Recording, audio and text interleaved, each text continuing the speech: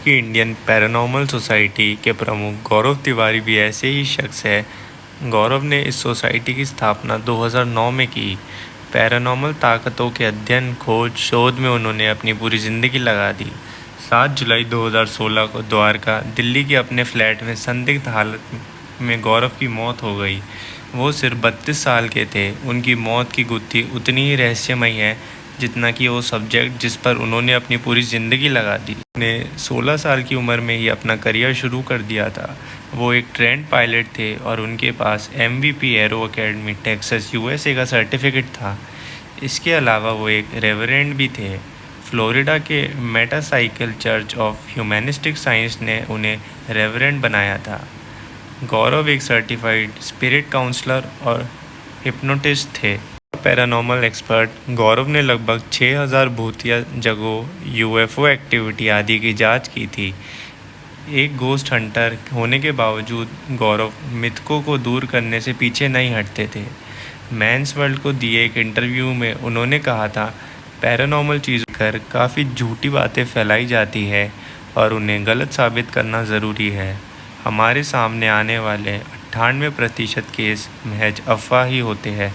बाकी के 2% ऐसे होते हैं कि जिन्हें सुनकर किसी के भी रोंगटे खड़े हो जाए। गौरव ने इस इंटरव्यू में बताया कि उन्हें भानगढ़ में भी पैरानॉर्मल शक्तियाँ महसूस हुई। ऑस्ट्रेलिया के आरडे लुनैटिक असाइलम में उन्हें फुल बॉडी अपैरिशन नज़र आया। पैरानॉर्मल शक्ति का पूरा शरीर होता है। टाइम्स ऑफ इंडिया को दिए एक इंटरव्यू में गौरव ने बताया, उद्योग विभाग गुड़गांव में एक कॉल सेंटर का केस था जो अब बंद हो चुका है। अब एक BPO कर्मचारी का कॉल आया कि उन्होंने ऑफिस में आत्माओं के होने का एहसास हो रहा है, खासकर बिल्डिंग की छत पर। हमें एक बेहद अजीब कहानी सुनने को मिली। ऑफिस की एक महिला कर्मचारी ने 15 से 20 दिनों की छुट्टी के बाद दोबारा ज्वाइन किया था और वो 2-3 दिन तक ऑफिस आती रही। उस लड़की के एक सहकर्मी ने उसे घर पर फ़ोन किया और उसे पता चला कि लड़की की 20 दिन पहले मौत हो गई थी। खबर फैलाने के बाद उस महिला ने भी ऑफिस आना छोड़ दिया। इस घटना से बहुत लोगों के रोंगटे खड़े हो चुके थे। उन्होंने TV शोज़ पर भी काम किया है। उन्होंने सनी लियोनी के साथ हॉन्टेड वीकेंड्स में और विजय रणविजय के साथ MTV के गर्ल्स नाइट आउट में काम किया। 16 दिसंबर टैंगो चार्ली सरी फिल्मों में भी गौरव ने काम किया। उनका कहना था कि वो भारत की लोक कथाओं, कहानियों के बजाय विज्ञान के जरिए भूतों को खोजते हैं। एक इंटरव्यू में गौरव ने उनकी और पैरानॉर्मल रिसर्च की शुरुआत के बारे में बताया, मैं उस समय डेलैंड, फ्लोरिडा, USA में रहकर कमर्शियल पायलट की ट्रेनिंग ले रहा था। फ्लाइट स्कूल से मिले एक फ़्लैट में और 5 अन्य लोग रहते थे। हम उस फ्लैट में कुछ महसूस होता था और उसी ने मुझे इन सब पर यकीन करना सिखा दिया। मैं इन सब के बारे में ज़्यादा जानकारी जुटाना चाहता था। मैं 2 लाइसेंस के साथ भारत लौटा, एक कमर्शियल फ्लाइंग का, दूसरा सर्टिफाइड लीडिंग पैरानॉर्मल इन्वेस्टिगेटर का। मैं दूसरे लाइसेंस के बारे में ज़्यादा सीरियस था। द्वारा स्थापित इंडियन पैरानॉर्मल सोसाइटी अब भी काम करती है। गौरव हमेशा विज्ञान का सहारा लेते थे अपनी बातें, अपनी दावों को साबित करने के लिए। Gaurav forensic methods, spectrometers, electromagnetic field की जांच के लिए EMF मीटर्स, वातावरण के तापमान में बदलाव को नोटिस करने के लिए laser IR thermometer, EVP recorder आदि का इस्तेमाल करते थे। क्या गौरव ने खुदकुशी की? क्या गौरव का कत्ल किया गया? क्या गौरव का काम उसकी मौत की वजह बनी?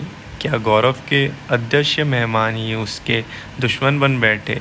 क्या गौरव पर नेगेटिव सोच हावी हो गई थी और क्या मौत से पहले गौरव को इसका एहसास हो चुका था? गौरव की ज़िंदगी जिन रहस्य को तलाशने में बीती, कुछ वैसे ही रहस्यमयी सवाल उसकी मौत के बाद भी उठ रहे हैं। दरअसल गौरव को ना तो कोई माली तंगी थी और ना ही किसी तरह की परेशानी। हाल ही में ही शादी की थी और खुश भी था। कोई बीमारी भी नहीं थी। मौत से एक दिन पहले की आखिरी रात भी वो अपने काम पर लगा था और अब दिल्ली के एक और हॉन्टेड पैलेस की जांच कर रहे थे। यहाँ तक कि मरने से बस मिनट भर पहले तक बिल्कुल ठीक थे। अपने लैपटॉप पर मेल चेक कर रहे थे। इसके बाद वो अचानक उठकर बाथरूम जाते हैं और फिर कुछ देर बाद घर वालों को बाथरूम में कुछ गिरने की आवाज़ आती है। इसी के बाद जब गौरव के पिता और पत्नी बाथरूम में जागते हैं तो वो फर्श पर बेसुध मिलते हैं। इसके बाद गौरव को अस्पताल ले जाया जाता है, मगर तब उनकी मौत हो चुकी होती है। गौरव की मौत के बाद पूछताछ के दौरान गौरव की बीवी ने पुलिस का एक अजीब बात बताई।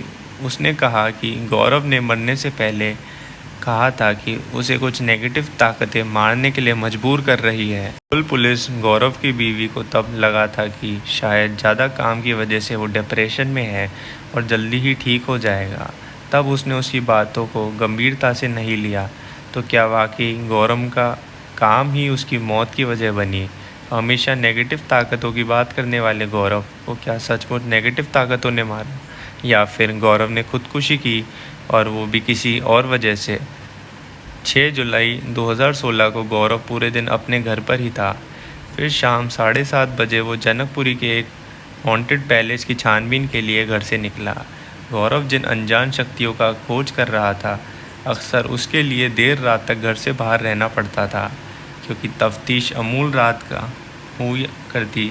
जनकपुरी में अपनी तफ्तीश पूरी करने के बाद गौरव रात 1:30 बजे घर लौटा। क्योंकि अक्सर वो देर रात घर लौटता या देर रात तक काम करता था, लिहाजा कई बार इस बात को लेकर पत्नी से झगड़ा भी हो जाता। गुरुवार की रात भी देर से आने में उनमें झगड़ा हुआ। फिर गौरव और घर के बाकी लोग सो गए। घर पर गौरव और उसकी पत्नी के अलावा उसके माता पिता भी साथ रहते। 7 जुलाई की सुबह उठने के बाद सभी नाश्ता करते हैं और फिर गौरव अपने कंप्यूटर पर लग जाता है। वो ईमेल चेक कर रहा था। फिर करीब 11 बजे उसकी लाश बाथरूम में मिलती है।